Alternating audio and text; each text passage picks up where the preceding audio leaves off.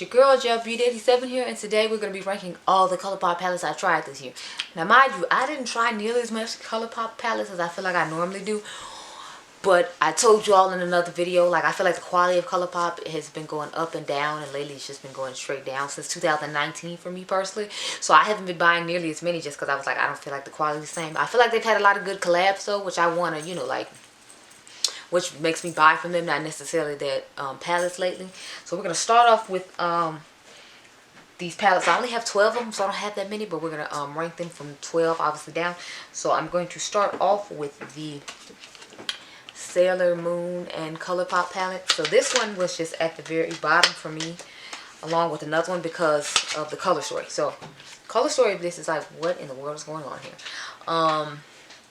All these are sequin shades, the ones that I would want to use. Then these shimmers over here okay, but they got this pressed glitter item on. This one's okay, and then they got like these 3 shades at the top that I can't use. So it's like I'll have to do all colorful looks with this, and then I guess dust this shade over the colorful looks I do in order to get that airbrushed effect. And then I wouldn't have anything to darken up anything with other than this purple to darken up all these other shades. So I'm like, I feel like this was just a horrible palette. Plus I heard a lot of people saying they didn't like the quality of it, in addition to like the color story that they chose. I thought it was a hot mess, and that's why it's like dead last to me. Next one that's just a little step above it is the Candy Castle, even though I feel like both of them are just truly terrible. And this one, again, for nostalgia reasons, I bought because, again, I think like all of these pretty much are sequin shades, and then the rest of this palette is just a whole hot mess. Like, I don't even, why? Just why Colourpop? Like, what were they thinking? I mean, like, I understand with the theme of the game where they came from, but it's like you should have made it realistically like a more colorful palette for everyone to wear instead of just doing what you did, because this is just a whole mess. So this is number 11.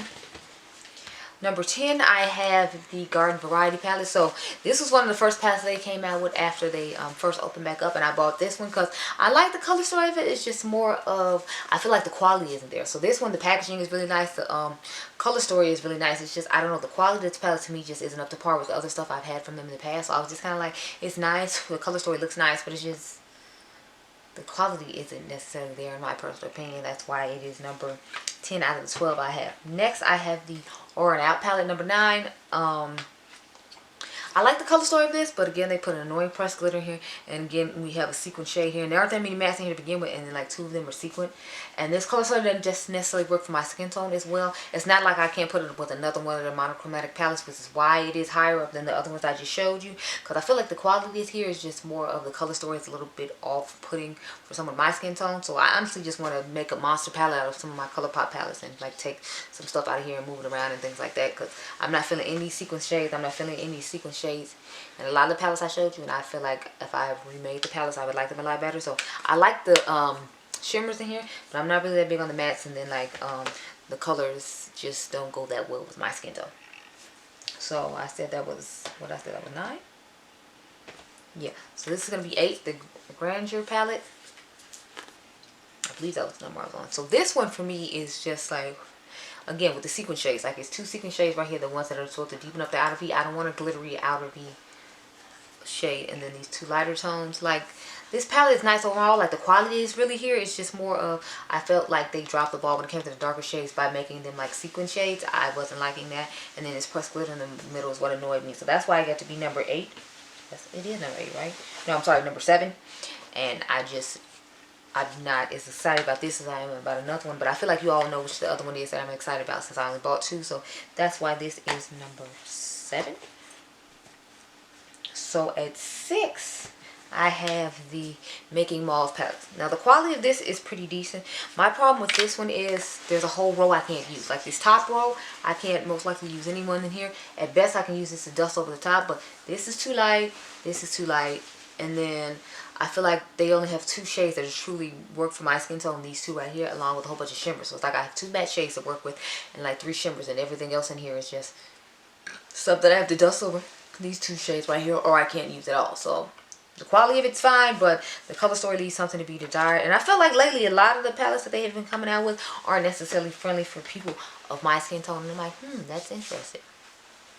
It's like, what direction are we really trying to go in Colourpop? Because a lot of these palettes don't really work that well for my skin tone, and then the formula isn't as great as it used to be either. So I'm just kind of over here like puzzled and confused. Like, well, what is going on here that you all are doing this? Now, you all just recently saw a video on this. This is the Cloud Spun palette from Colourpop. I was excited that they came out with some more monochromatic palettes, but this one truly let me down. Like, I love Ooh La La and I love Blue Moon, because they had a blue one come out too, but it's like this one just let me down. I felt like the colors in here didn't resonate the way I thought they were going to, and then they put this super pressed glitter in the middle, and then this super shock shadow to me didn't have that much pickup even when you use your finger, or if you try to use a brush. Like, it was just not the business. So I don't know if they changed the super shock formula they put in the palettes, but this one to me isn't the same as some other ones I have used in the past, like the one in Kathleen's palette. This formula isn't the same as that one, and the one in the Sweet Talk palette, this formula isn't the same as that one. Like, to me, it's like some weird putty formula, and it reminds me of those Natasha Denona blushes from the bronze cheek, face and cheek palette, or whatever they're calling the palette.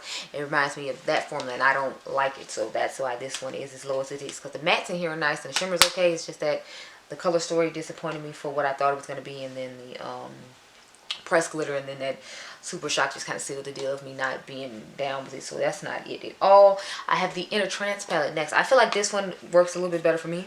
I'm still irritated about the pressed glitter in here though, but I feel like this super shock shadow, if I remember correctly, this is a super shock shadow. I feel like it works in the traditional way that their super shock shadows do, from what I remember. I've only used this palette I think like 2 or 3 times.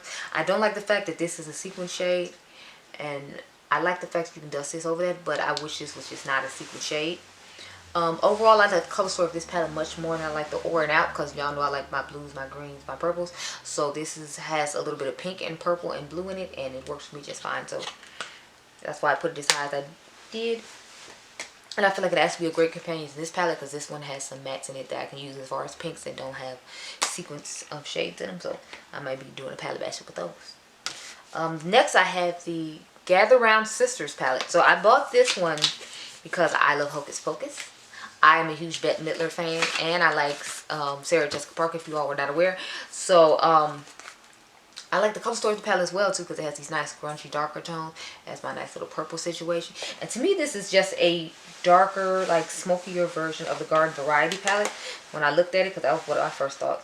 But let me know what you all think. I'm gonna show them both now.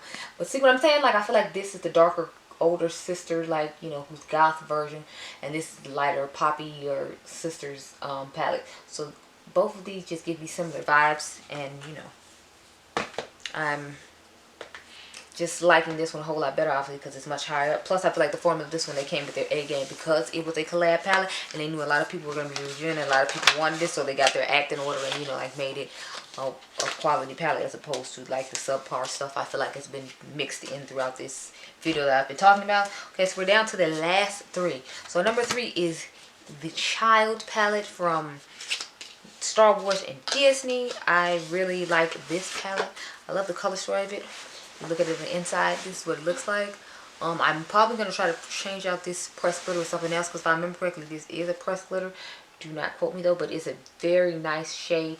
It's a really nice palette, and I love me some green, so this will definitely get some use. For me, I have only used it once, just because to me it's more like a collector's thing, so that's why I'm not trying to use it as much as I would use like other things. Like, I have avocado toast I can use, and then I have like my Melt Gemini palette I can use instead of having to necessarily use that. So I've been trying to hold off on it a little bit, not because I don't like it, just because, you know, I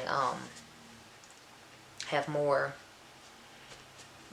palettes to use that are green, and because of it being a collector's item in my mind, I don't want to use it as much. I have the Baroque palette. This is number 2 for me. I really love the color story of this. I think they went there with the cool tone palette, and I feel like they usually just focus mainly on warm tone palettes, so I can appreciate the fact that this was a cool tone palette. I was here for it. It was a vibe, and I absolutely love it, and I'm happy I have it in my collection. So I agree with Samantha March though, that I feel like this collection didn't get as much love as a whole bunch of other collections did. So I made sure I accented it on my channel. A lot of y'all watched and liked it, so I'm glad that you did. Again, my only thing is like these sequin shades. Like, why are there so many deeper tone sequin shades? I don't know why they keep trying to make that a thing. Like, them with these sequin shades and plus glitter, stop. It's like Fetch. Stop trying to make it be a thing. It's not going to be a thing. We don't want it to be a thing. We keep telling you we don't want it to be a thing. Stop with the pressed glitters and the sequin shadows. We don't want it. Thank you and goodbye. Colourpop. Please get the point. Okay, so number one on this list, of course, I feel like you should not be surprised. It is On Cloud Blue. It's a blue palette. I love this palette so much. I feel like it's the perfect palette to accent the Blue Moon palette. Like this and the Blue Moon palette together are just everything to me. I could live without this pressed glitter situation. I'm actually going to see if I can just find a blue single in one of my other palettes and use that instead, because I'm really not feeling this thing right here. I just want to take it out and get another shadow. But since their single shadows are bigger than these, I might just have to take one of the palette, the shimmers out of the Meant to Be palette and stick it in here, because it's like I want it to be a shimmer, not a sequence. So I think I might go ahead and do that like right after this video is over. But yeah, so this is number one for me, and these are all the Colourpop palettes I tried this year. So let me know if you tried any of these palettes and which ones were your favorites. Do you like the way I ranked them, or do you feel like they should be ranked a different way? Let me know down below. But anyway, I hope you all enjoyed this video. Remember, you all are diamonds, and I'll catch you guys in the next one. Bye.